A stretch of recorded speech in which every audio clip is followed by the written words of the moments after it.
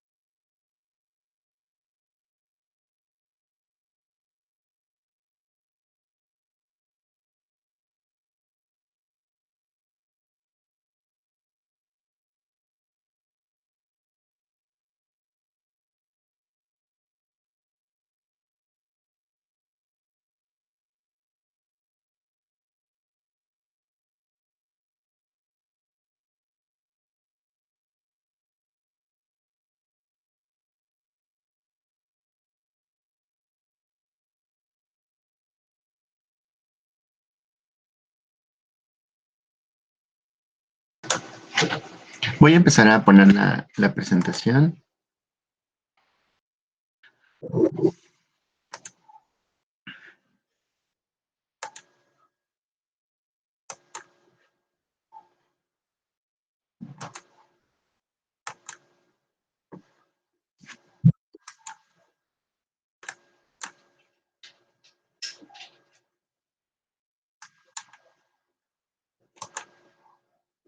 Ya se puede ver, ¿verdad? La presentación. Sí. Muy bien, gracias.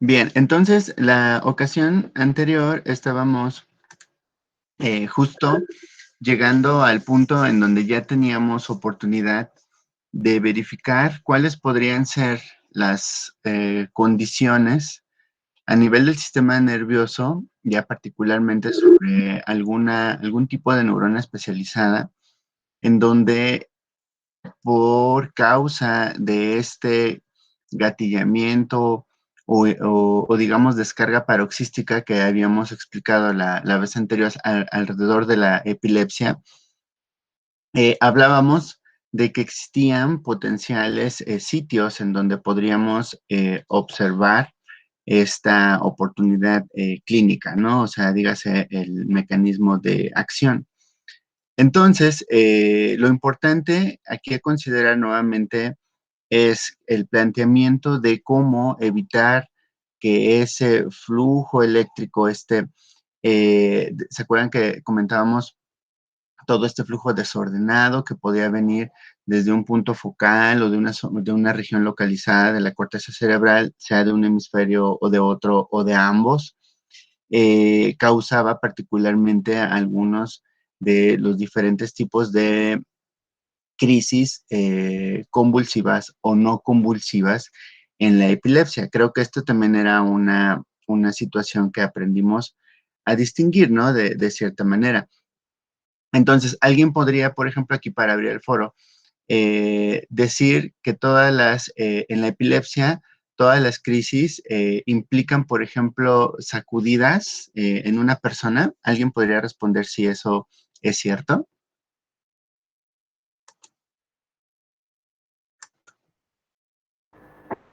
No, no es cierto. Bien, porque habíamos explicado que no necesariamente este flujo desordenado iba a alcanzar, en este caso, placa neuromuscular o no necesariamente iba a alcanzar sitios en donde se pudiera observar esta cuestión. Y teníamos entonces allí sutilmente esta subdivisión, ¿no? De crisis convulsivas y crisis no convulsivas. Pero teníamos una gama de crisis o ataques, como de pronto lo veíamos ahí descrito, que podían en este caso ser identificados. Y por lo tanto, era importante tener el diagnóstico adecuado para que se pudiera implementar la estrategia farmacológica. Entonces, cuando pensamos en el mecanismo más sencillo, de cierta manera, que nos permite entender cómo evitar o detener este flujo eléctrico desordenado, todo este impulso, entonces tenemos que recordar el asunto que veíamos con el caso de la neurona GABAérgica y que allí explicábamos que para ese caso, el canal acoplado a ese receptor GABAérgico, en ese caso de cloro, generaba la hiperpolarización de la membrana y por lo tanto la actividad parecía modificarse, tanto la actividad del neurotransmisor como la actividad del impulso eléctrico.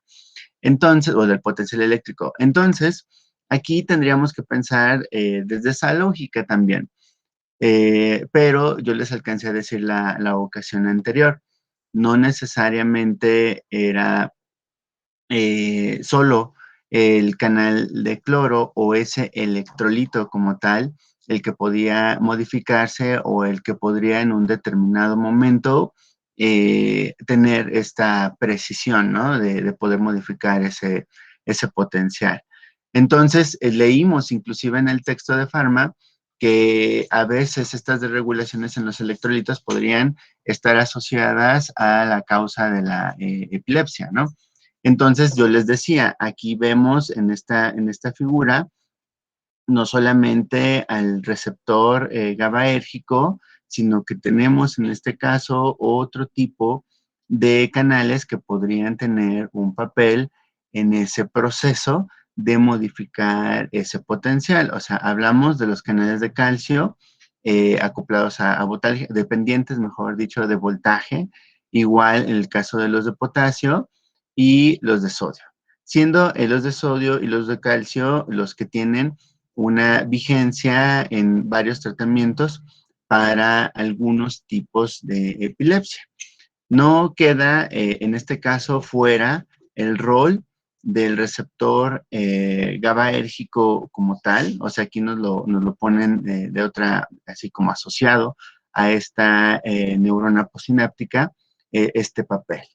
Habíamos también dicho que en la especialización de esta neurona glutamatérgica, aquí lo vemos con esta capacidad excitatoria asociada a este neurotransmisor. También podríamos a lo mejor considerar propiamente tener un efecto antagonista sobre estos dos receptores que podrían directamente inhibir este estímulo. Y entonces esto se podría traducir a que, por ejemplo, el caso del topiramato podría disminuir estos potenciales asociados precisamente a la actividad estimulante que puede tener este neurotransmisor. Entonces tenemos por aquí esta alternativa. Uno de los tratamientos, por ejemplo, que siguen siendo muy vigentes, además de la fenitoína, la carbamazepina, vamos a ver que es el del ácido valproico. Particularmente este ácido valproico tiene, digamos, uno de los mecanismos en combo que se ha dilucidado, digamos, como en partes. O sea, la literatura y los estudios le atribuyen diferentes sitios de potencial acción, de manera que pueden tener una cobertura más o menos extensa a diferentes tipos de crisis de epilepsia, ¿no? Como lo vamos a ver. Algunos medicamentos, como vamos a ver, por el alcance que tienen en el sistema nervioso, van a estar asociados a una serie de efectos secundarios igualmente que pueden afectar el sistema nervioso, ¿no? Entonces, ahí tenemos ya como que una gama de rutas por las cuales podríamos empezar a contemplar a dónde va el tratamiento. Nuevamente, ¿cómo se resuelve? Pues la guía clínica, en este caso, las características del diagnóstico que ya habíamos dicho la vez pasada, que se hagan alrededor de epilepsia, es lo que determinará en un determinado caso ya muy puntual cómo es que se va a dar, ¿no? La farmacoterapia. Ok, entonces, en el caso de la fenitoína, ya habíamos adelantado el caso específico de su acción sobre canales de sodio, de manera que impide desde allí el que estos potenciales de acción, primero, no estén transitando al menos por esta ruta de neuronas, y además se le ha visto que puede evitar inclusive, una vez que se encuentre bien impregnado el tratamiento, o sea que ya el paciente es adherente al tratamiento y todo esto, puede estar asociado a prevenir que esos potenciales de acción sucedan, ¿no? Entonces, particularmente, como lo estamos viendo, puede tener una cobertura para aquellas crisis de epilepsia que consideramos como las más severas por sus características tónico-clónicas. Me gustaría escuchar si alguien podría describir o decir cuál es la diferencia entre una crisis tónica y una crisis clónica. ¿Alguien lo puede comentar, por favor?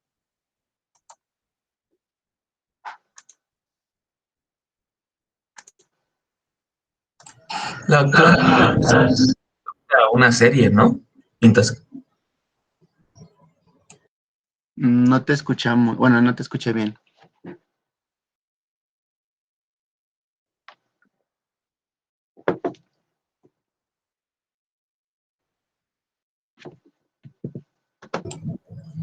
la clónica se refiere más que nada a repetidas ocasiones, ¿no? Una serie de.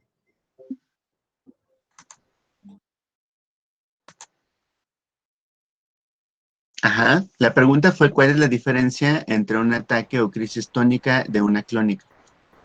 Creo que la principal es que la tónica, a ver, espero estar medianamente lo correcto. La tónica es,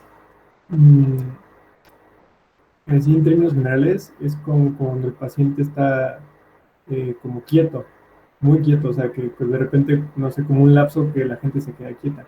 Y lo clónico ya es cuando empiezan las convulsiones. Entonces, tónico clónico es como una cierta rigidez y al mismo tiempo estos espasmos.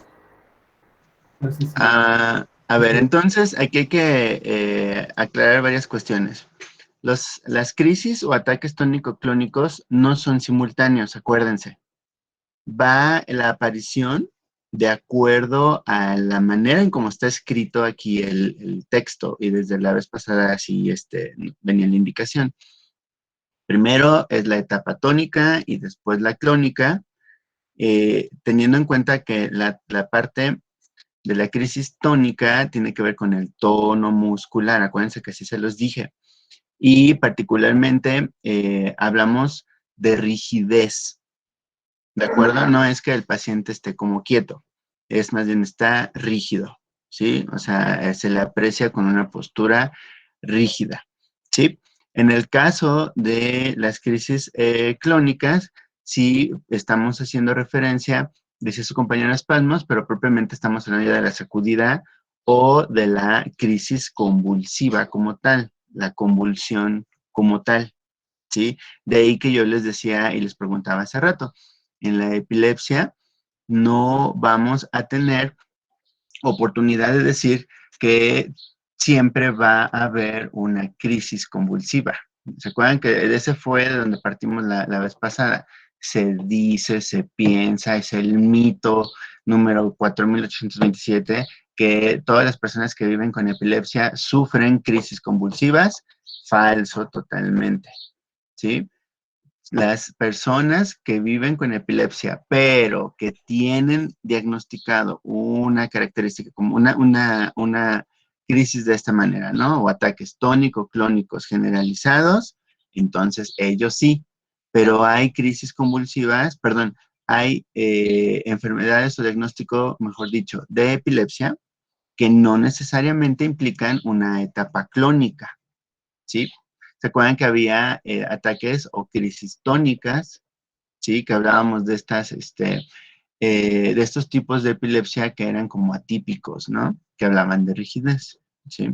Hablábamos en este caso, para fenitoína, de la oportunidad de proveer tempranamente un tratamiento que pudiera evitar o retardar lo más posible el que una crisis o un ataque parcial se volviera generalizado. ¿Se acuerdan que revisamos que existía esa posibilidad?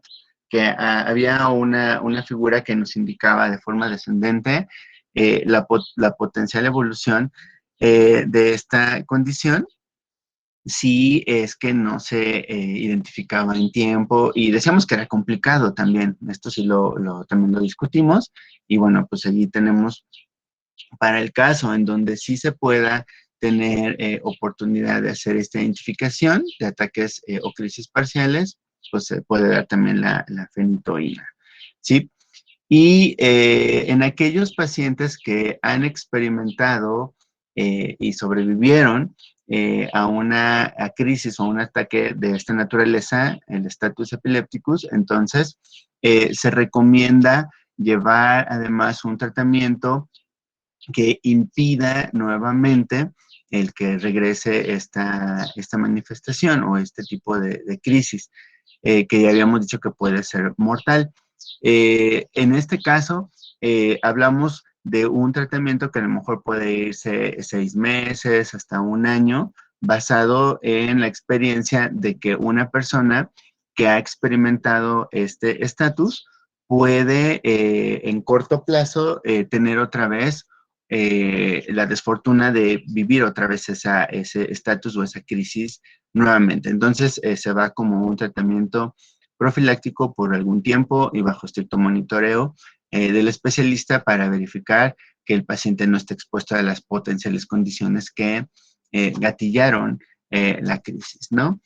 Entonces, en lo que toca a los efectos secundarios, algunos yo les decía, ¿no? Por el alcance que se tiene de modificar estos procesos, como en el caso del sodio, podríamos tener algunos efectos que guardaban clara relación, ¿no? El nistagmus es un término que refiere a que el ojo puede ser los dos, aunque generalmente es uno, empiece como a tener movimientos involuntarios rápidos, ¿no? Es que está así haciendo este movimiento. En la diplopia, el ver doble, este sería ahí el término, y este lo habíamos comentado anteriormente, o la ataxia o la incapacidad temporal de tener control sobre el movimiento muscular. Se caracteriza a veces como fatiga, como que de pronto siento que me desvanezco o no me puedo incorporar tan fácil. Ahí tenemos algunos de estos casos, ¿no? Puede generar modificaciones en el sueño, de tal manera que puede ser muy prolongados a veces, y también sabemos que puede tener estas capacidades de sedación, la fenitoína, de acuerdo a la dosificación. Así que hay que verificar inclusive en el uso en las mujeres, particularmente que viven con epilepsia, que se quieren embarazar y que reciben de por sí este tratamiento, o hayan estado recibiendo ese tratamiento por mucho tiempo, esta indicación, ¿no? De potenciar el desarrollo de teratogénesis, ¿no? Otra reacción adversa que no guarda una relación con el mecanismo de acción es la hiperplasia gingival o la hinchazón de la gingiva dental. Es transitoria, pero pues sí, de pronto es así como un poquito visualmente como poco estética, ¿no? En algunos pacientes que la llegan a manifestar.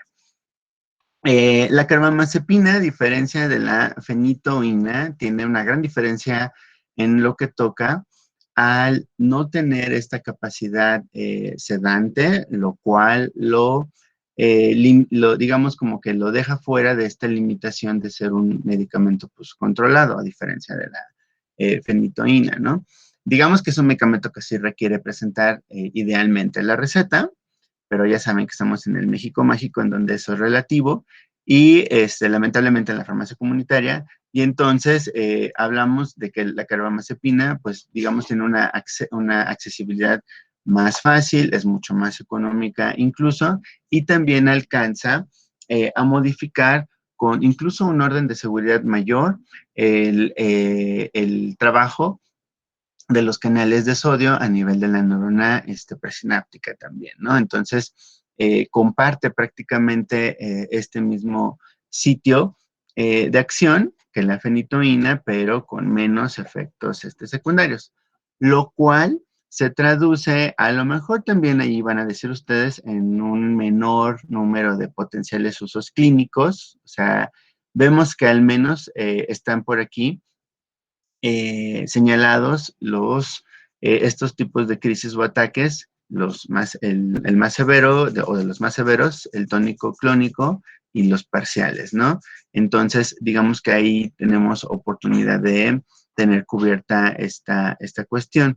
GABA parece también tener una potencial relación con otra variedad de receptores GABAérgicos. En este caso no son los del orden alfa, sino aquí hablamos aquí está como B minúscula, pero es más bien los de tipo beta. ¿Se acuerdan que había también diferentes subtipos, ¿no? de este receptor? Estos parecen estar más asociados a la regulación GABA más sobre estos tramos neuronales que llegan a placa neuromuscular y por lo tanto tienden a generar relajación del músculo.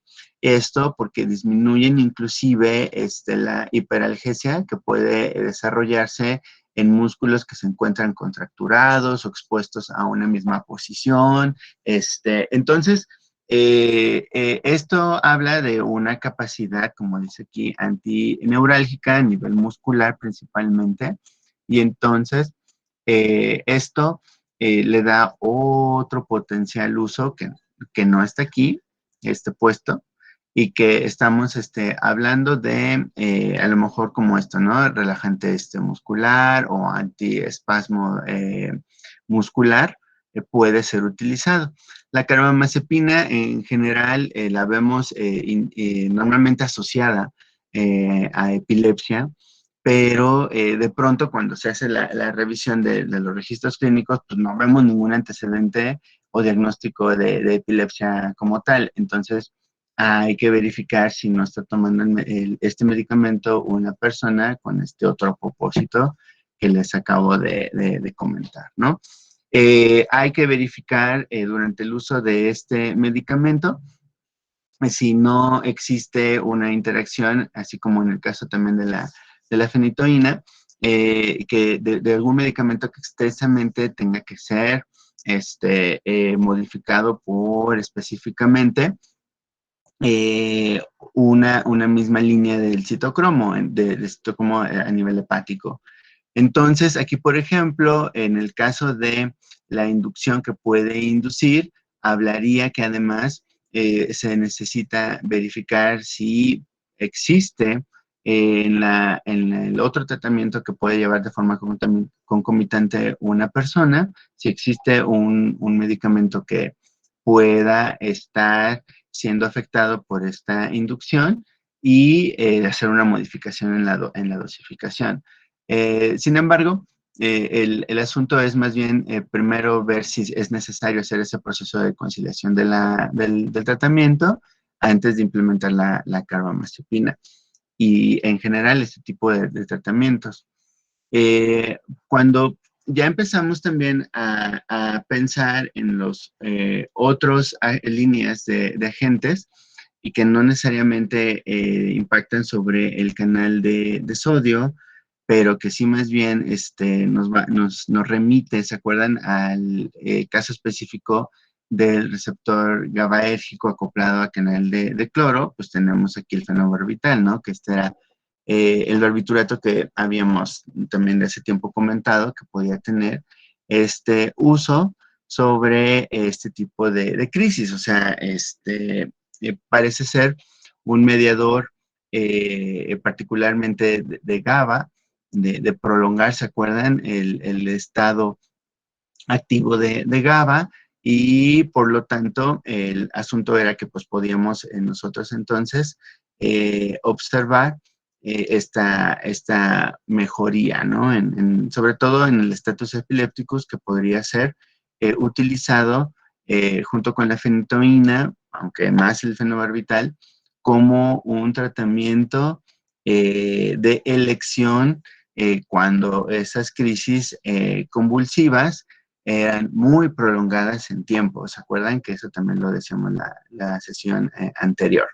Sin embargo, recordar que el caso de los barbituratos implicaba un menor margen terapéutico y el riesgo de toxicidad es muy elevado y entonces normalmente se señalaría su uso como de corta duración o revisar que otros agentes, como los que hemos estado comentando, incluyendo la carbamazepina, la fenitoína o este que tenemos arriba, la primidona, podría también tener estos potenciales usos. Así que se dan cuenta que tenemos oportunidad de tener como una jerarquía clarísima que seguramente también en las guías clínicas está indicado sobre con cuál medicamento empezar, sobre todo limitando los riesgos de efectos secundarios, es decir, que fenitoína y fenobarbital, salvo las excepciones de tener un paciente que ha experimentado recientemente un estatus epilépticos, pues tendríamos que pensar en utilizar pues, la carbamazepina, ¿no? Esta cuestión va por allí. Otro medicamento popular que no solamente tiene este uso potencial en epilepsia, y para el caso de los ataques tónico-clónicos, es cuando existe ya una evolución positiva a la remisión o disminución del número de crisis, de la frecuencia de crisis y su duración. Y entonces la farmacoterapia puede modificarse a gabapentina.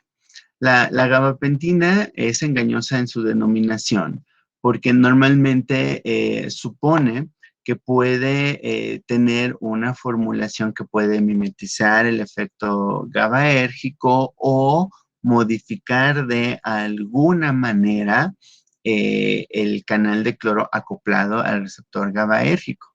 Pero como están leyendo, eso yo les decía, ese es como el asunto tramposo del nombre de gabapentina.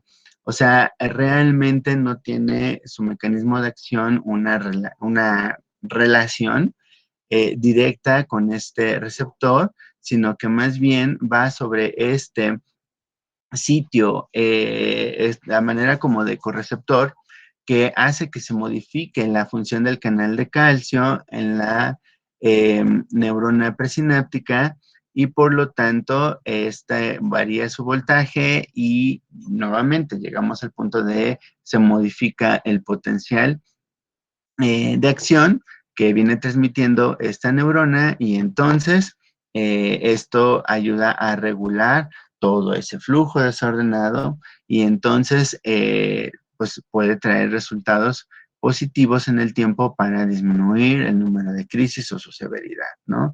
Entonces, no guarda una relación su nombre, como ya lo ven, con algún componente de este proceso de estimulación de receptor GABA.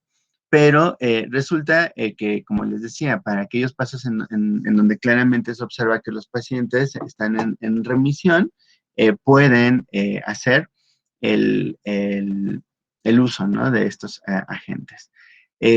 Como vamos a ver también, existen otros síndromes o problemas de movimiento que necesitan particularmente ser atendidos por lo molesto que pueden ser. O sea, hablamos ahí del síndrome de piernas inquietas y que también puede tener una acción en el tiempo de la gabapentina en controlarlos. Por supuesto que esto también les puede invitar a pensar, bueno, es que a lo mejor síndrome de piernas inquietas tiene relación con algo como a manera de un síntoma de ansiedad o de un cuadro generalizado de ansiedad. Es posible, pero aquí el especialista tendrá que hacer toda esta cuestión, ¿no?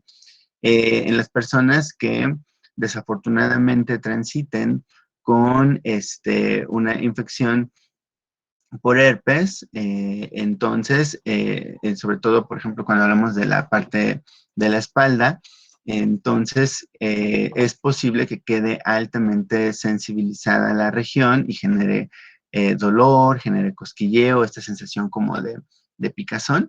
Entonces, este es un tipo de neuralgia al que se ha visto asociado una mejoría por el consumo de gabapentina. Así que tenemos aquí incluidos otros usos totalmente diferentes al que estamos revisando, ¿no? De epilepsia.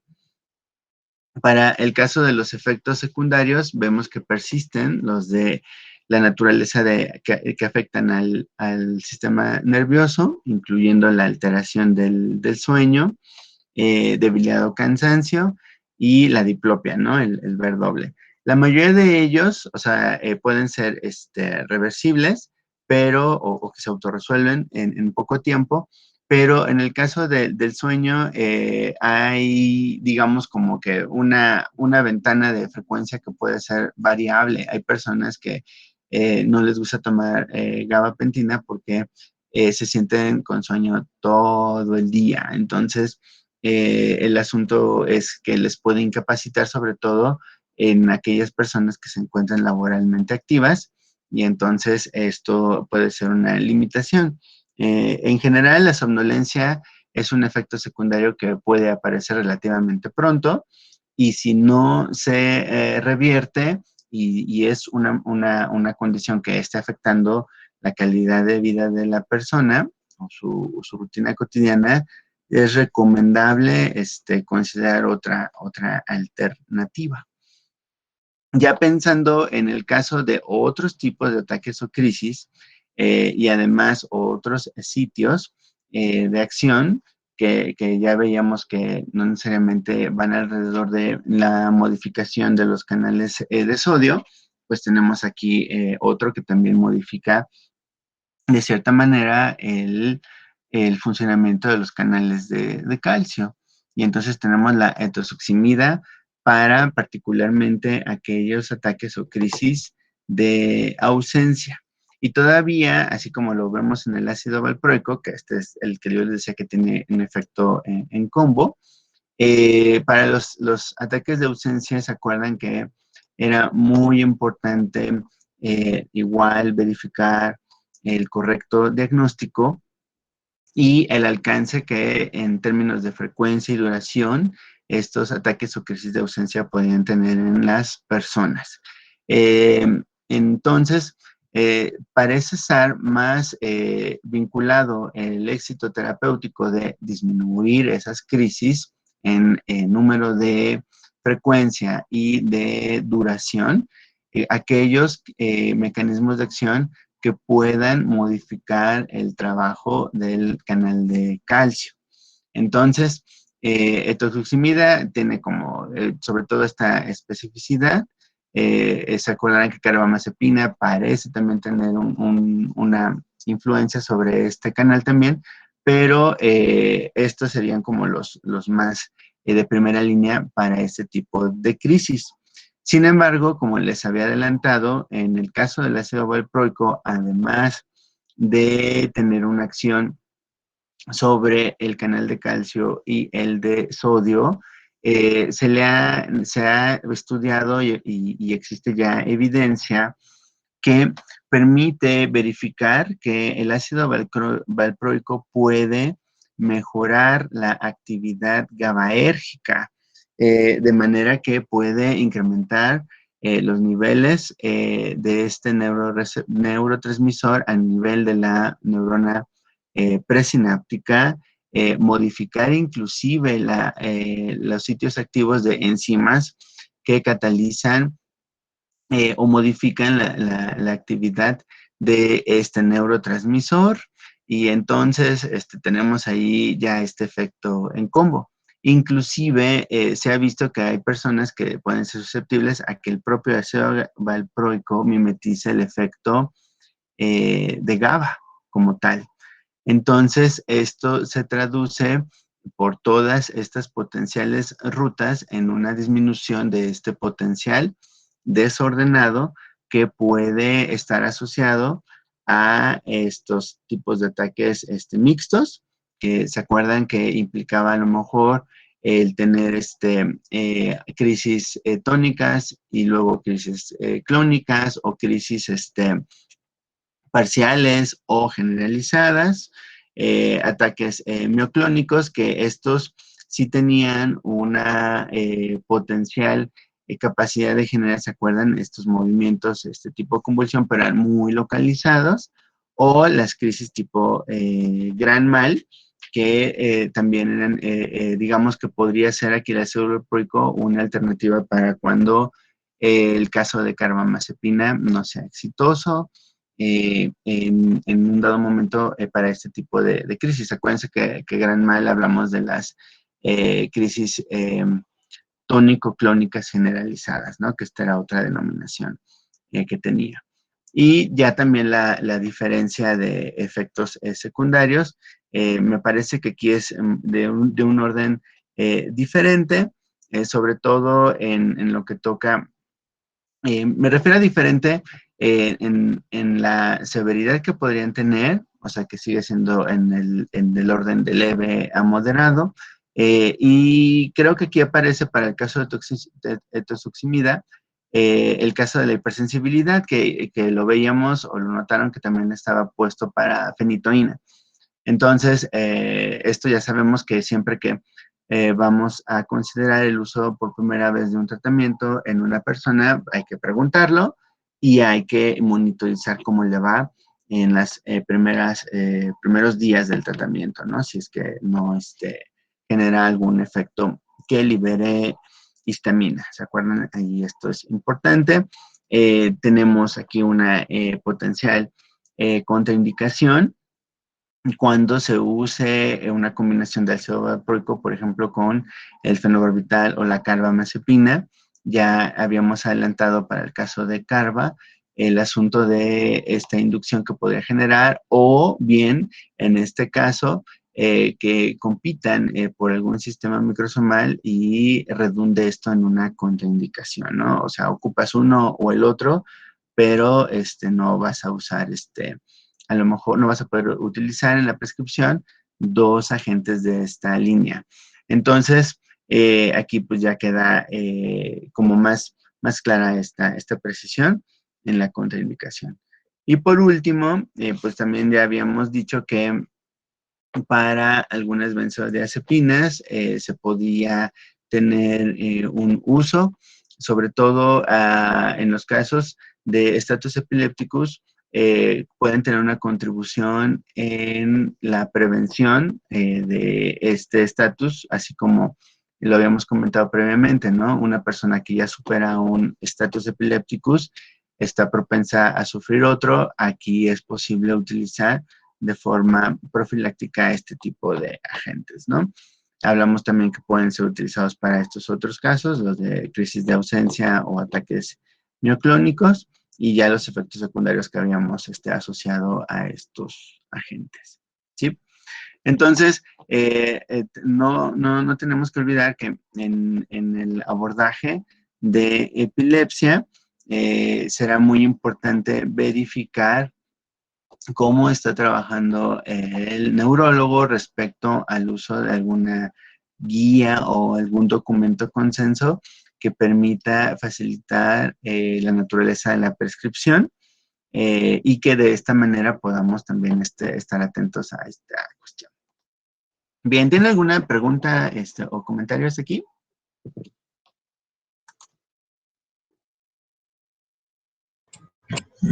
Creo que no, profe.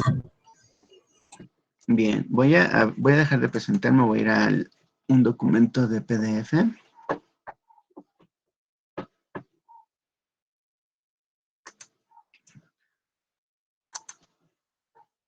Para ahora entrar a un siguiente tema, que de cierta manera, ¿se acuerdan que yo les había comentado que podíamos incluir en este orden, ¿no? De aquellos síndromes o enfermedades que causaran como movimientos anormales, ¿no? O disfuncionales. Entonces, aquí lo que vamos a ir comentando ahora va a procurar enlazar la naturaleza del Parkinson, ¿sí? Que se trata también de otra condición de tipo neurológico que puede estar relacionado con algún tipo de neurotransmisor. Entonces, aquí les voy a estar pidiendo su apoyo para que por favor vayamos leyendo algunos de los apartados. Entonces, si alguien puede leer este primero, bueno, este primer párrafo.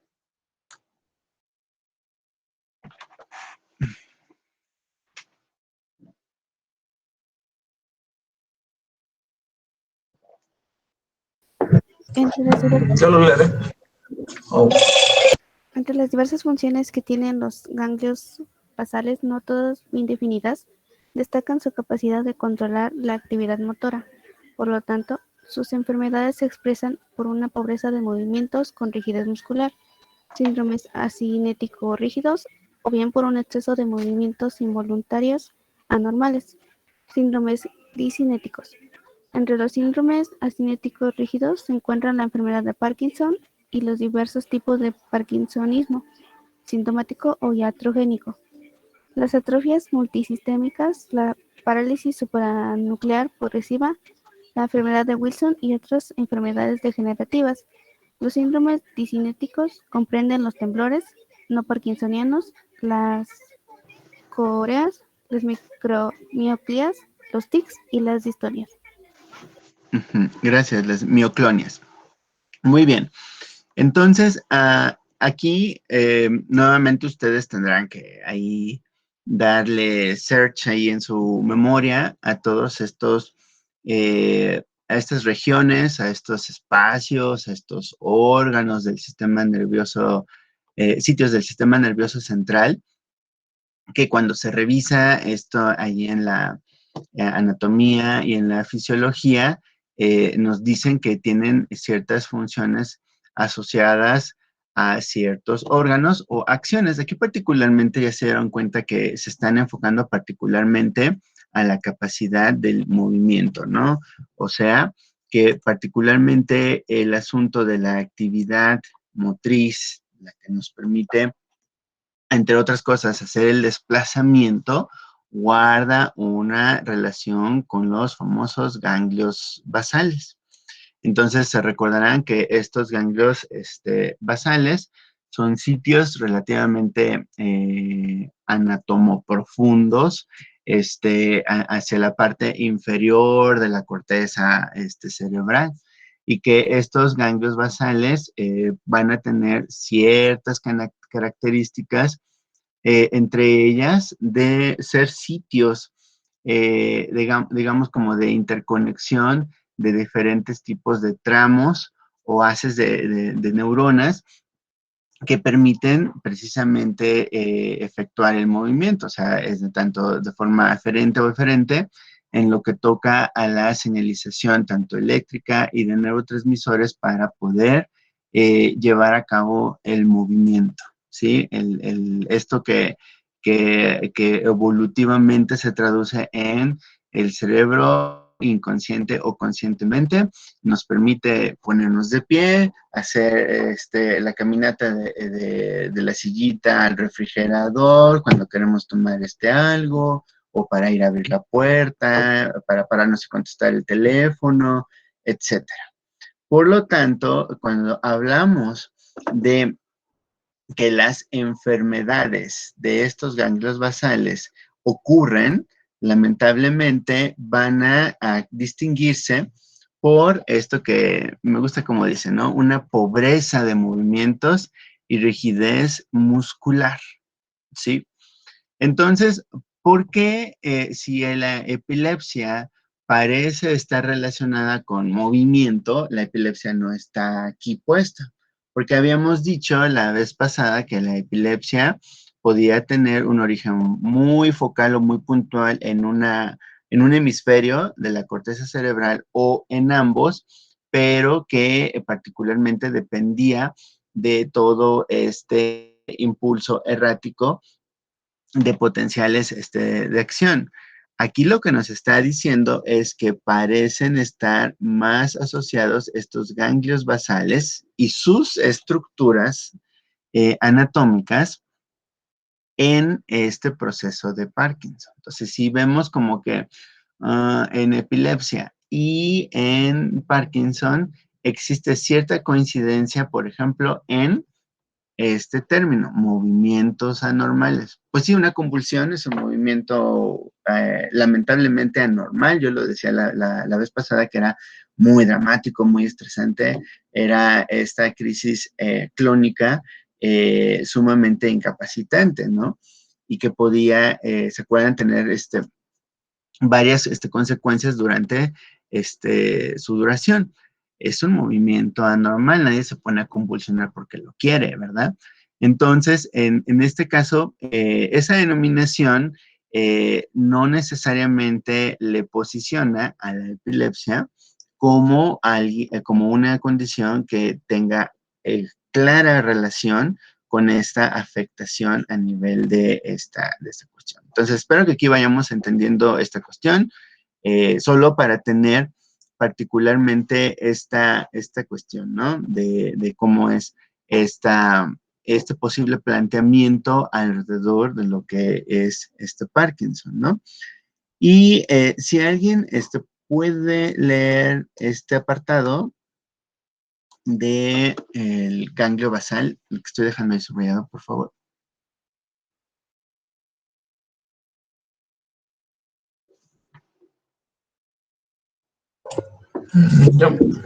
Dentro de la arquitectura de los ganglios basales es el neoestriado, núcleo caudado y putamente el que recibe la mayor parte de las aferencias que llegan desde diversas áreas y núcleos, figura 31, fundamentalmente de múltiples áreas de la corteza cerebral, prefrontales, motorales y somatosensoriales, de los núcleos talómicos intralaminares, de la línea media y de la zona compacta de las sustancias negras. Entre las restantes aferencias al estriado se encuentran las que provienen de los núcleos de RAFE en el tronco del encéfalo. Gracias. Entonces, solo igual para que se refamiliaricen, aquí ya les está diciendo cuáles son estos diferentes regiones que podemos estar considerando como parte de los ganglios basales, ¿sí? O sea, estas posibles estructuras como yo lo mencionaba, ¿no? Y que además también tiene un papel importante en la sustancia negra, en singular, no en plural, sustancia negra.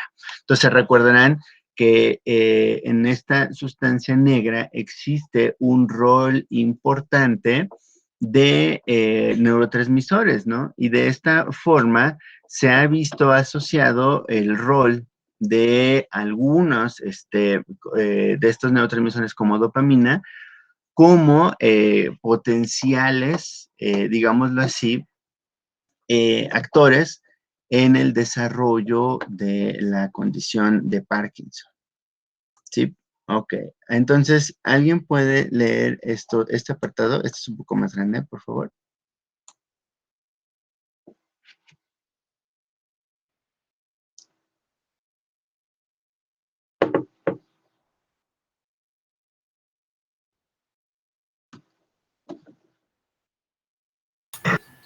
La neurona dopaminérgica de la sustancia negra tiene un especial protagonismo. Su lesión provoca una de las alteraciones más características, como es la enfermedad de Parkinson. Actúa a dos niveles: en el estriado mediante la proyección nigroestriada y en la propia sustancia negra a través de colaterales que actúan sobre neuronas dopaminérgicas contiguas y otras neuronas de diverso tipo. En el capítulo 15 se describen las características de la transmisión dopaminérgica y los tipos de receptores sobre los que actúa. En la vía nigroestriada humana, los receptores dopaminérgicos tienen una localización sobre todo posináptica como mediadores de las acciones del neurotransmisor y en menor grado presináptica en el soma y en las terminaciones de las propias neuronas dopaminérgicas, donde ejercen una función autorreguladora. La localización presináptica y posináptica es independiente del subtipo de receptor. La acción de la dopamina sobre la actividad bioeléctrica de la neurona en el estriado puede ser variada. Se han observado respuestas de estimulación, despolarización y descarga de potenciales, de inhibición, hiperpolarización y mixtas. Muy bien, muchas gracias.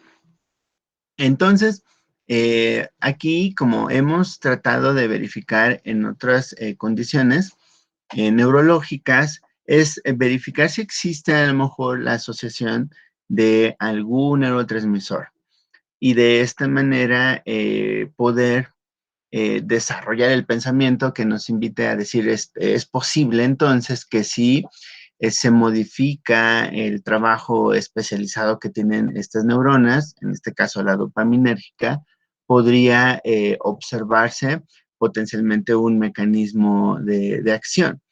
Sin embargo, el asunto que tenemos todavía pendiente ahorita que estamos empezando para el caso de Parkinson es ver bajo qué condiciones es posible que el tracto de la sustancia negra podría verse modificado. O sea, ya podemos decir que no es una condición, el Parkinson, de un orden epidemiológico tan abundante como diabetes o hipertensión. Sin embargo, tendríamos como que tener aquí como pendiente ver cuáles podrían ser las causales que afecten justamente, ¿no? La sustancia negra o qué situación podría en el tiempo generar, pues digámoslo así, ¿no? Ese deterioro a este nivel y por lo tanto esperar modificaciones en este flujo dopaminérgico, ¿no? ¿Alguien quería comentar algo o escuché por ahí algo? Sí, yo. Hace poquito el doctor Monroy vino a darnos una plática y nos comentaba que el Parkinson no es una enfermedad hereditaria, sino adquirida mayormente por la exposición a organofosforados de los insecticidas. Muy bien. Entonces, esto habla de que puede tener una, digamos, un orden de exposición ambiental, ¿sí? O sea, una causal clarísima puede ser ella. Y además, todavía, pues, cuando pensamos en organofosforados, generalmente, a lo mejor aludimos a cierto tipo de productos, ¿no? Como pesticidas, insecticidas, abonos, etcétera. Y de pronto ahí como que diríamos, pues existen claramente ciertos sectores poblacionales que podrían estar más asociados incluso por ese rasgo socioeconómico al potencial desarrollo de estas condiciones, ¿no? O sea, vamos a hablar de agricultores. Pero todavía está pendiente verificar extensamente si de forma natural nosotros, en el día a día, en el ambiente, estamos expuestos a lo mejor a pequeñas fracciones de algún componente que en el tiempo genere ese deterioro, ¿no? Muy bien, el punto es cómo podemos incorporar el puntual, la puntual identificación de esta exposición a ciertas condiciones como para pensar en el desarrollo de Parkinson. O sea, es que me gusta el ejemplo más bien el comentario de su compañero a manera de ejemplo sobre una posible causa. Pero imagínense, en la anamnesis, en el proceso de anamnesis para el diagnóstico de Parkinson, eh, tendríamos que preguntar, ¿no? Más bien, el especialista tendría que preguntar, ¿usted estuvo trabajando en condiciones o en ambientes en donde estuviera expuesto, por ejemplo, a insecticidas, pesticidas, fertilizantes, cosas de estas? Ahí sería una, ¿no? Pero otra cuestión es la relación que guarda la edad con la aparición de estos datos. Entonces, no sé si lo dijimos, me voy a regresar un poquito aquí arriba, pero hay un término que es bien importante. Aquí está. Aquí tenemos una característica, así como lo veíamos en epilepsia, de estas crisis o ataques tónico-clónicas. Aquí tenemos algo bien interesante y que es importante en el Parkinson, dado que es parte de estos síndromes asinéticos rígidos.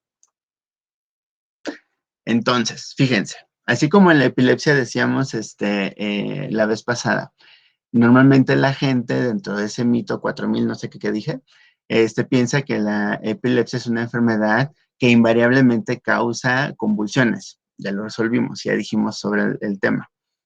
En el caso del Parkinson, dentro del mito que le sigue, el numeral que le sigue, al de epilepsia, normalmente la gente piensa que el Parkinson se caracteriza porque las personas que lo tienen temblores en la mano, así como que están teniendo movimientos involuntarios en las manos. ¿Sí? ¿Cierto o falso? No los veo. Pero el asunto es que es algo que nos suena o nos llega a pensar o llega a nuestro pensamiento cuando una persona tiene Parkinson. ¿Qué crees? Esta persona tiene Parkinson. Ah, sí, se le ve, mira, camina y tiene movimientos así. Pero ustedes, en todo caso, ahorita como que, seguro está diciendo esto porque no necesariamente el Parkinson se caracteriza por eso. Esa es la cuestión. El asunto es que, si bien el Parkinson puede incluir este tipo de movimientos involuntarios, ciertas sacudidas o temblores o tremores, que también así les llaman, la principal característica es esta, la condición asinética rígida por la que se caracteriza el Parkinson. Entonces, voy a abrir el foro y voy a plantear esto. ¿Qué creen que signifique estos términos? Asinético, rígido.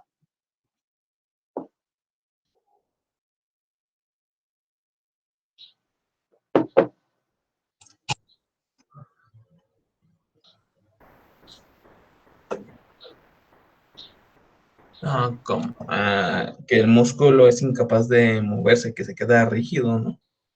Bueno, a mí como eso me suena. Ok, gracias. ¿Alguien más?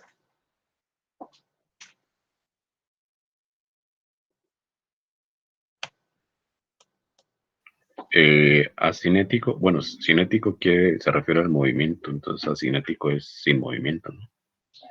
Muy bien. Y decía su compañero en la intervención previa que como que a nivel muscular, pues lo obvio, ¿no? O sea, hay como contracción, está esa rigidez. Y entonces aquí la pregunta es, ajá, pero entonces, ¿por qué en el Parkinson, o sea, en nuestra mente viene esto de que las personas están como con sus temblores en la manita principalmente, y tú estás diciendo que es más bien lo contrario, ¿sí? O sea, naturalmente la duda razonable es, entonces, ¿por qué? ¿Sí? Porque entonces aquí lo que vamos a dejar así ahorita para poder avanzar es, se tiene que pensar que existe sí cierto daño sobre esta porción de la sustancia negra en los ganglios basales, que por la exposición previa, por alguna afectación que tuvo, por alguna situación que comentaremos a lo mejor un poquito más en unos momentos, se puede esperar que una de las etapas del Parkinson sean estos movimientos eh, eh, anormales, involuntarios, pero que no necesariamente va a ser el único rasgo que le va a distinguir al Parkinson, ¿sí?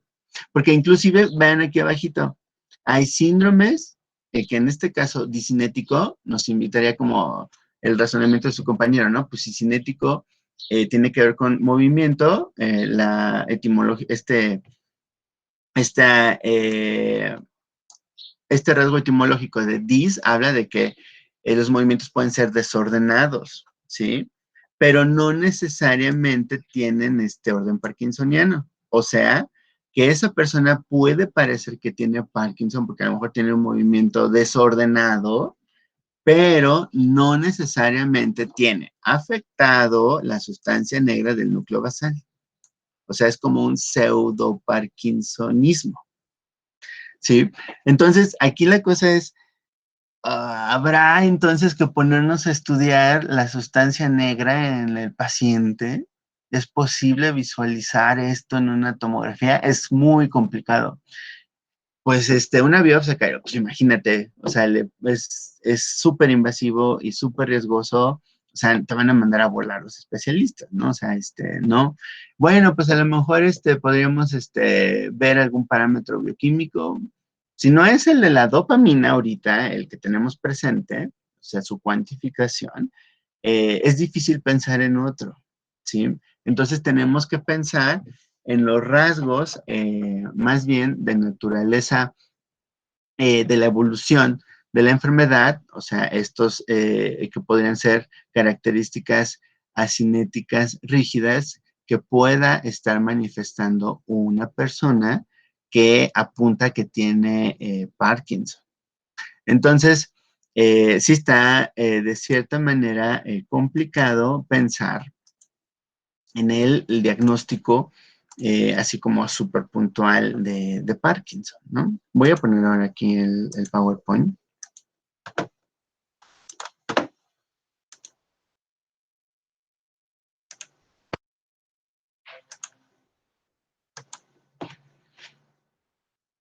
Y entonces, solo para aquí tengan presente estos detalles.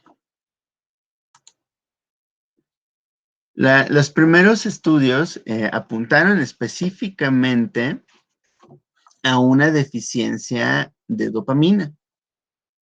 Esto, en este caso, parecía a lo mejor en un principio apuntar a que había pocas neuronas especializadas dopaminérgicas en la producción de, que a lo mejor no alcanzaban a hacer el adecuado proceso de síntesis, a que no se liberaban las vesículas adecuadamente, los que contienen la dopamina a la hendidura sináptica y todo este rollo.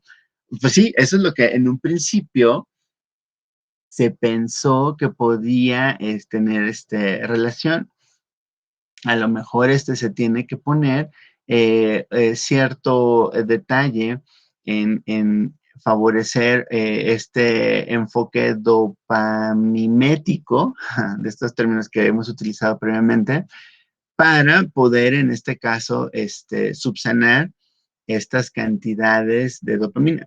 Pero el asunto es que esta aparente pérdida, o sea, ahí tal cual el texto es muy, muy literal, pero vamos a ir dándole este enfoque más técnico, científico, es que esta pérdida de la capacidad dopaminérgica era consecuencia también a la pérdida progresiva de este tracto de la sustancia negra, ¿sí? De esta porción, ¿sí?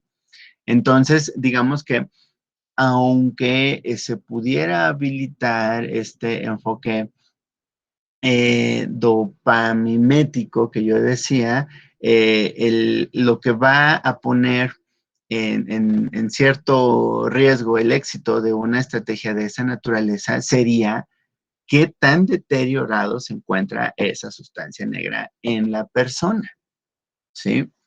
Entonces, el asunto es, fíjense, para ir viendo este punto con un enfoque que pueden tener en la mente de la persona. Normalmente, digamos, los cuidadores o los familiares de una persona que se sospecha que tiene Parkinson podrían llegar a referir al especialista.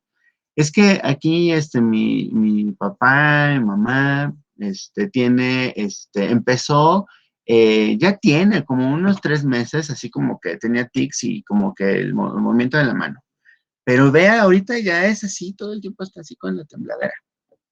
Entonces, el asunto es, ¿qué relación tiene ese deterioro de los temblores respecto al momento de evolución de ese deterioro de la sustancia negra? ¿Es como el inicio del Parkinson o es parte de una etapa de la historia natural de la enfermedad? Esto es lo que de pronto, yo les decía, le da esa complejidad al diagnóstico, ¿no? Y entonces, cuando queremos ya empezar a verificar, bueno, pues sí, vamos a integrar la información del especialista, ¿no? Que apunte a si ya se puede hablar del diagnóstico de Parkinson. Yo les decía, en la anamnesis hará preguntas, hará algunos antecedentes, preguntará sobre algunos antecedentes, sobre actividades, o si, inclusive como lo vemos aquí, de si tiene familiares directos, papá y mamá, que hayan vivido también con Parkinson, aunque no se ha visto que sea la principal causa. Lo principal, como igual volvemos al caso que planteaba su compañero, como una de las principales razones es a una potencial exposición ambiental, pero también es posible que algunos casos clínicos de infección que lamentablemente llegan justo al tracto del sistema nervioso central, a la corteza, pueden dejar como secuela también el potencial desarrollo de Parkinson. Esto va a depender de la región en donde tenga lugar ese proceso infeccioso, ¿no? Encefalitis, por ejemplo, encefalitis bacterianas, por ejemplo, algunas meningitis maltratadas, pueden ser algunos casos. Tiene una tendencia más a ocurrir en los adultos mayores y parece ocurrir más en hombres que en mujeres, pero pues al final el rasgo que vemos aquí asociado es la edad. O sea, en general existe una potencial relación a ese deterioro de la sustancia negra en el tiempo por una exposición igualmente prolongada a estos factores ambientales, dígase propiamente, ¿no? Un agente en específico, como puede ser ahí herbicida, pesticida, alguna cuestión que puede contribuir. Todavía les digo, no sabemos en qué grado las actuales condiciones en las que vivimos y respiramos aquí en el estado de Morelos, por ejemplo, esto pueda tener estas consecuencias. Estamos hablando de nuevamente este tipo de diseños longitudinales, prospectivos, que ya se tendrían que hacer, ¿no? Entonces, hablamos por ahí de este panorama o este escenario que podría tener esa relación. Y por otro lado, o sea, ya habíamos comentado el papel de la neurona dopaminérgica, particularmente a nivel del sistema nervioso central y en este tracto que habíamos comentado de la sustancia negra, ¿no?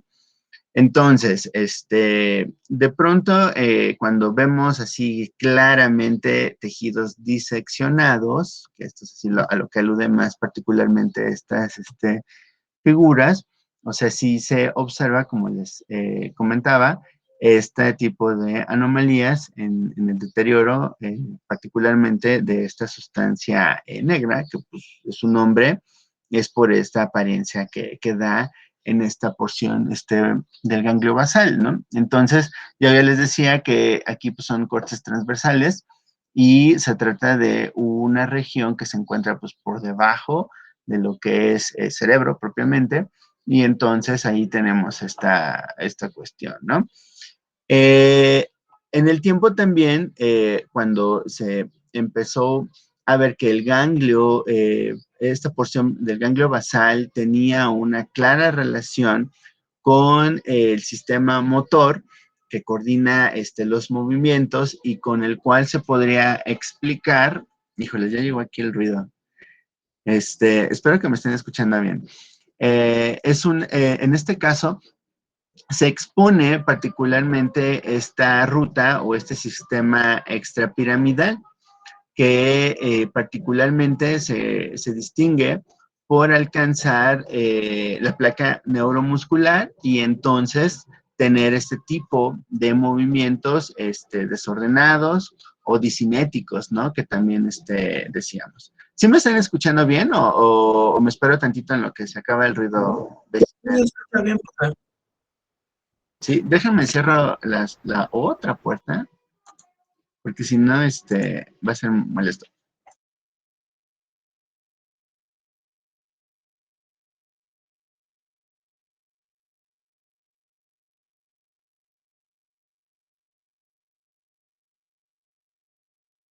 Bueno, espero que ayude un poco.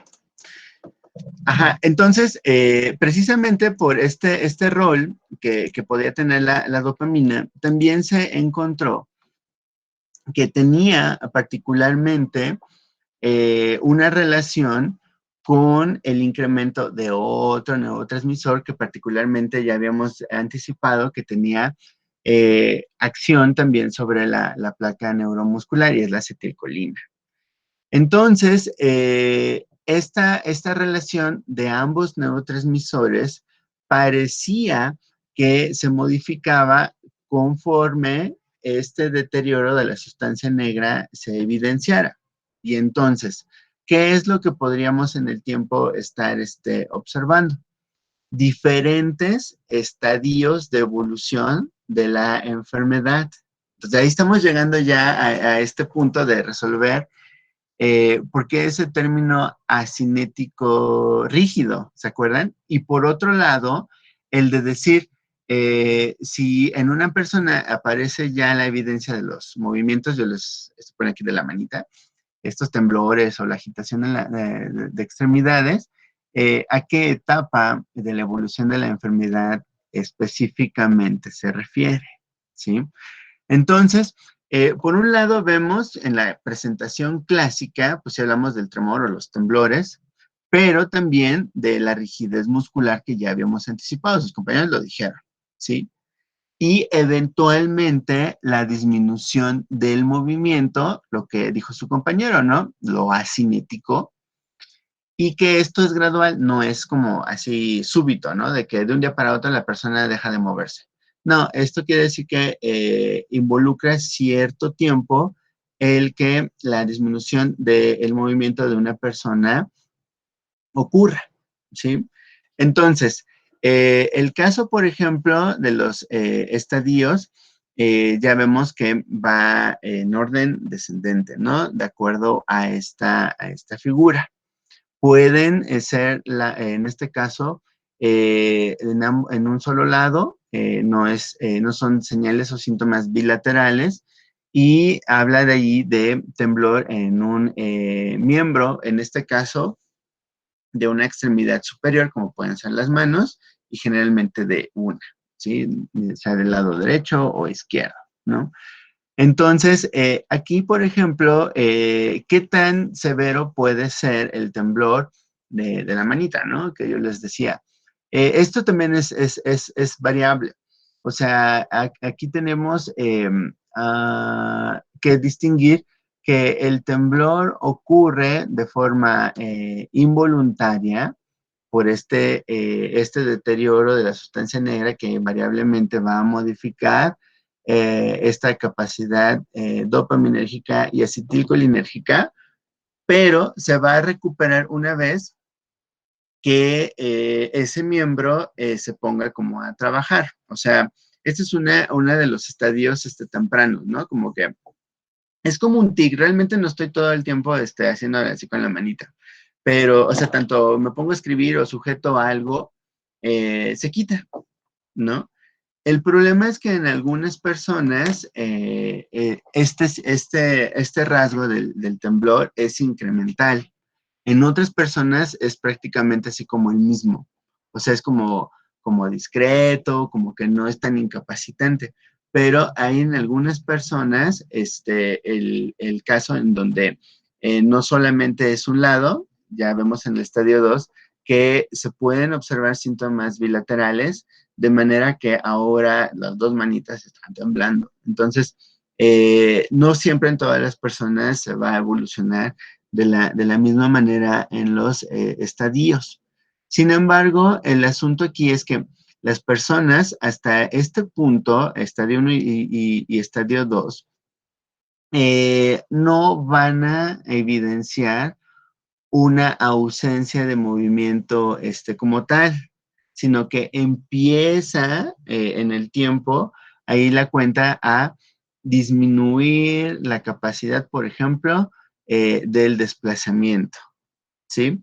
Las personas que empiezan como a tener una postura como encorvada, como que a veces se corrige con el uso de un bastón, ¿sí? Es así como en la bradicinesia, que es este término de aquí, habla de que prácticamente el paciente arrastra los pies. O sea, puede caminar, pero es así como que un andar que limita el que se despegue del piso la planta del pie. Y entonces esa bradicinesia es característica porque prácticamente se está arrastrando el pie para caminar. Sí, pero vean aquí el asunto. Esto, nuevamente en temporalidad, en estadio 1 y estadio 2, es engañoso porque los especialistas dicen, a veces el Parkinson no necesariamente puede exhibir digamos así, notorio rasgo del temblor o de estos movimientos involuntarios en los pacientes. Yo les reitero, ¿no? O sea, a veces se mantiene este temblor o el tremor en una sola manita, a veces en los dos, pero no siempre. Y a veces es muy sutil, no es así tan notado. Entonces, esa sería como una situación que a veces puede como engañar. Y cuando yo les decía del proceso de anamnesis en el diagnóstico, se le pregunta al paciente, no, pues es que realmente no ha tenido así como mucho temblor. O sea, lo que sí es que le ha costado mucho trabajo mantener el equilibrio, le cuesta trabajo mantenerse parado, si no fuera por el bastón prácticamente no podría caminar, entonces esta es la transición al siguiente estadio, ¿no?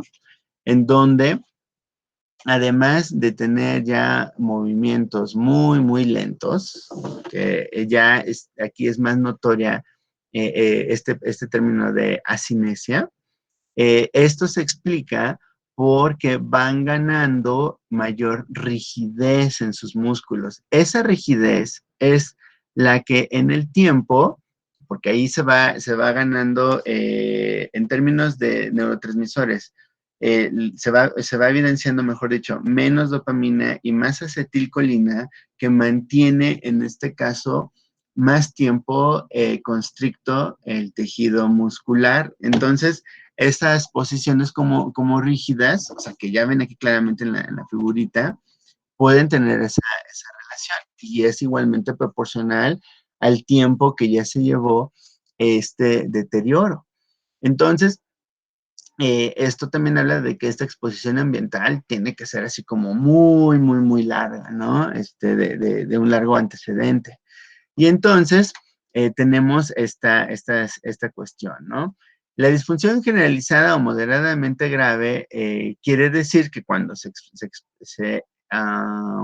explora mediante esta escala de Hoehn y Yahr, quiere decir de que, bueno, qué tanto esta persona tiene capacidad, por ejemplo, para valerse de sí mismo, para vestirse, para bañarse, para incorporarse por sí solo de la cama, por ejemplo, ¿no? O sea, esta cuestión habla de los posibles estadios en el que el paciente pueda estar, ¿no? Así como que después de que yo noté que mi pacientito estaba así, un buen día ya no pudo pararse de la cama, ¿sí? Me pidió ayuda para bañarse o últimamente me ha estado pidiendo ayuda para bañarse porque ya no puede, ¿sí? Esto quiere decir que la rigidez y la bradicinesia, este movimiento lento, ya les permite, ya no les permite valerse por sí mismos, ¿sí?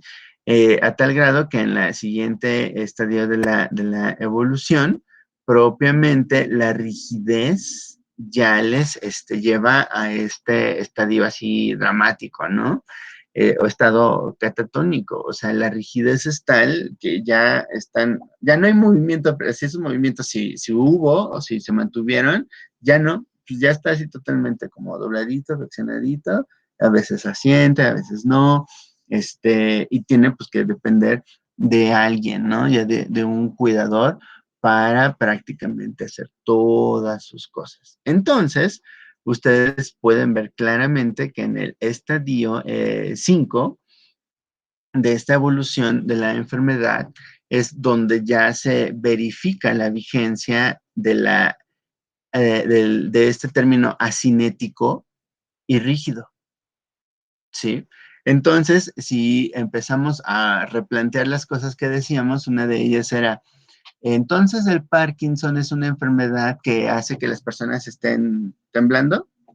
No, ya nos queda claro que no necesariamente, que puede haber estadios en donde puede haber de forma localizada en una extremidad el temblor o cuando mucho en dos, pero es temporal, o sea, no es algo que todo el tiempo vaya a tener la persona, porque el temblor sería lo contrario a la cinesia, ¿sí? Más bien, los temblores son un rasgo discinético, ¿sí? O sea, que habla de un movimiento desordenado, involuntario, pero que eventualmente es muy posible que deje de suceder. Habla aquí, ¿no? El temblor puede ser menor que en los estadios precoces o los especialistas luego comentan, pues a veces ya ni siquiera hay temblor, ¿no? Porque el asunto es que ya existe toda una desregulación dopaminérgica y colinérgica, en el cual ya guarda también a su vez una relación a un extenso deterioro de la sustancia negra. O sea que si viéramos la decoloración de la sustancia negra, o sea, aquí estamos hablando del estadio 1, por decir algo, y aquí del estadio 5, pero no vamos a poder detenerlo. Ese es el asunto, ¿sí? O sea, si el tratamiento farmacológico entonces puede apuntar a procurar revertir estos efectos, podría ser, pero es que vean, el tema de la presentación clínica de estos estadios también incluyen otros trastornos u otras condiciones. O sea, en este caso, pueden ocurrir estadios de depresión y ansiedad, ¿sí? La desregulación de dopamina podría guardar relación con algunos estadios de psicosis y entonces hablamos hasta de demencia, ¿sí? Hablamos de trastornos autonómicos, porque en este caso sigue siendo sistema nervioso y podría ocasionar otras afectaciones, sobre todo en estadios 3 perdón, 4 y 5, ya en donde ya prácticamente esta persona es dependiente de un cuidador, ¿sí? Pérdida de sensibilidad, ¿sí? Por ejemplo, puede ser, los pacientes se pueden quemar fácilmente con frío o con calor, no lo notan, ¿sí? Entonces, son estos rasgos que habría que procurar evitar que sucedan.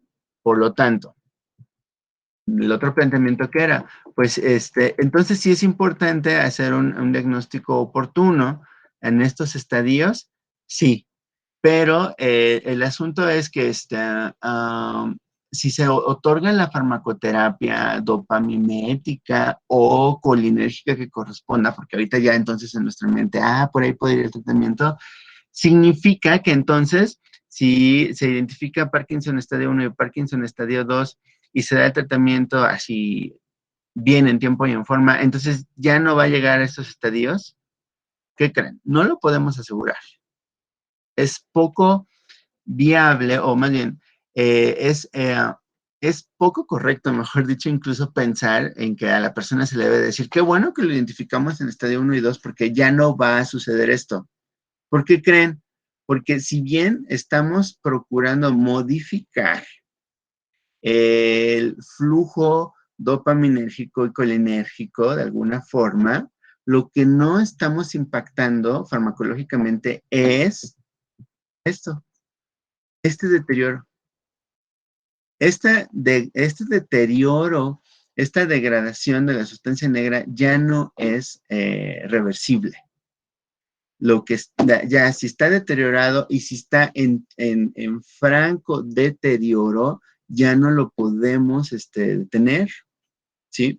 Toda esta exposición previa que decíamos que tuvo esta persona para que llegue a este punto o a un punto intermedio de color, si quieren verlo así también, ya se dio, ¿sí? Ya no podemos en este caso evitarlo. Posiblemente el asunto es, bueno, y si mi papá que vive en el campo, que estuvo tantos años como agricultor y todo esto, lo llevo a la ciudad, pues para que no esté expuesto, él ya no trabaja o ya lo quité de que esté sembrando, de que estoy utilizando esto, por decir ese caso, no es una garantía lamentablemente, ¿sí? Y van a decir ustedes, uy, lo llevas a la ciudad y ahí cuánta cosa puede haber. Bueno, ese es el otro punto, ¿sí? Entonces, sí hay una situación importante en la educación sanitaria alrededor de los cuidados de esta persona, ¿sí? Entonces, esto vuelve complicado los cuidados en el paciente del Parkinson y desde luego el asunto del deterioro que gradual, o sea, todo esto puede hacer que una persona pues tenga particularmente ciertas crisis de diferente naturaleza u orden que lo puede llevar, por un lado, a estos trastornos, pero en lo que toca a responder otro planteamiento típico, ¿no? El Parkinson puede hacer que una persona muera. Es que vean la afectación autonómica puede generar de forma gradual procesos de hipotensión. Esto porque de forma indirecta se puede estimular este sistema marcapasos y a veces genera pequeñas microarritmias, pequeños microinfartos, y esto de pronto puede así de un buenas a primeras hacer como que tiene como un infarto, tuvo como un microinfarto, y en el tiempo esto puede llevarlo a la muerte en ausencia de tratamiento farmacológico, ¿sí? O sea, sí puede ser mortal el tratamiento. Y entonces, pues aquí la cuestión es esa, ¿no? De que, entonces, si el caso es, el tratamiento parece ir más por una naturaleza sintomatológica, o sea, de que ayuda a mejorar signos y síntomas, sí, eso es bueno. O sea, porque el tema es que puede hacer que una persona con Parkinson no sea tan dependiente de otra. Eso ya es una ganancia importante para algunas personas. Por ejemplo, pensar en que si estamos hablando de estadios tempranos, esto se preserve el mayor tiempo posible, esto es viable. No podemos lamentablemente pensar, porque esa es la otra pregunta natural, ¿no? En tratamientos que mejoren la sustancia negra, ¿sí?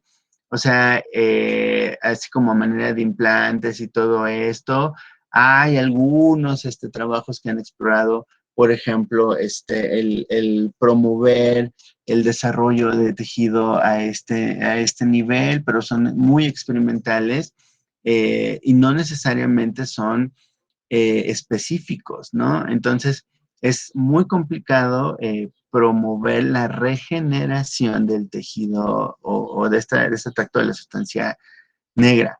Y entonces el tratamiento sigue siendo enfocado a procurar, primero, regular esta proporción de la neurotransmisión dopaminérgica y acetilcolinérgica que puede ayudar a recuperar ciertos rasgos asinéticos y de rigidez, ¿sí? O sea, una ganancia importante para una persona con Parkinson es que pueda comer por sí sola, ¿sí? O sea, esto van a decir ustedes, wow, o sea, es como que, pues, eso cómo, o sea, ¿por qué es una ganancia? Pues porque al menos esto mentalmente tiene un impacto positivo en alguien de que antes sentía yo que no lo podía hacer y ahora lo puedo hacer, puedo hablar más, ¿sí? Puedo tener ciertos rasgos que me permiten expresarme mejor, ¿no? Porque vean, o sea, inclusive en esta condición cambia, decía otra de las diapositivas, estos rasgos faciales, como de bebé dicen, ¿no?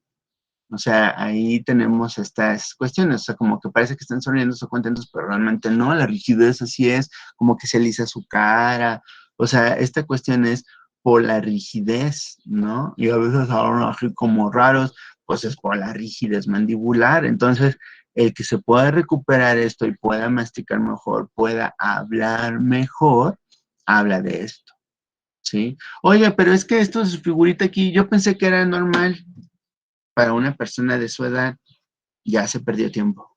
Entonces, esa es la situación sobre las dificultades que implica el diagnóstico de esta condición y, por otro lado, el hacia dónde podría ir potencialmente el tratamiento. Bueno, pues sobre eso vamos a comentar más en detalle en la próxima sesión, ¿de acuerdo? Sí, profe.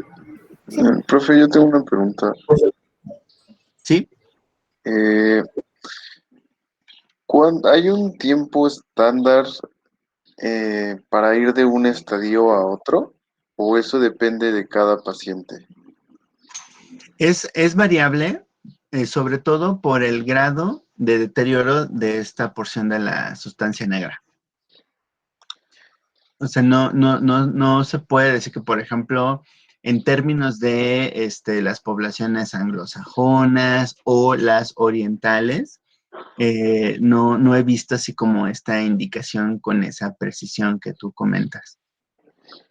En todo caso, una persona que esté bajo algún tipo de tratamiento, eso no hace que se detenga el deterioro en ningún nivel, porque si solo se encarga de controlar los signos, pues no está ayudando a detener el deterioro, ¿sí? El deterioro, digamos, ya está hecho. En ocasiones, el deterioro, punto en una persona de 50 años, es tal que prácticamente parece como nueva la sustancia negra, o sea, está como prácticamente no tocada. Íntegra, ese es el término. Pero llegando a los 60, 65 años, empieza ya a evidenciarse por toda la exposición que ha tenido en años atrás esa persona, a que ya haya cierto desgaste o cierta disminución en esta sustancia. Pero personas que estuvieron, por ejemplo, si es dependiente de la exposición a órganos fosforados, como lo decía su compañero, y esto va a decir que va, mejor dicho, a apuntar a que a los 50 o a los 60 años, esa persona ya prácticamente la sustancia negra esté minimizada o casi nula. O sea, es mucho por el tiempo de exposición que haya tenido en el tiempo la persona. Probablemente existan algunos trabajos, por ejemplo, me imagino, de origen chino, porque se acuerdan que ahí hay altos niveles de contaminación, en donde a lo mejor se haya planteado qué tanto la exposición a otro tipo de agentes y por tanto tiempo hayan generado Parkinson, pero en sí es variable. Ok, gracias. Muy bien. Bueno, pues que tengan buen provecho. Nos vemos el próximo jueves. Gracias, profe. Hasta luego. Hasta luego, profe. Gracias, profe. Que le vaya bien. Gracias, profe. Gracias.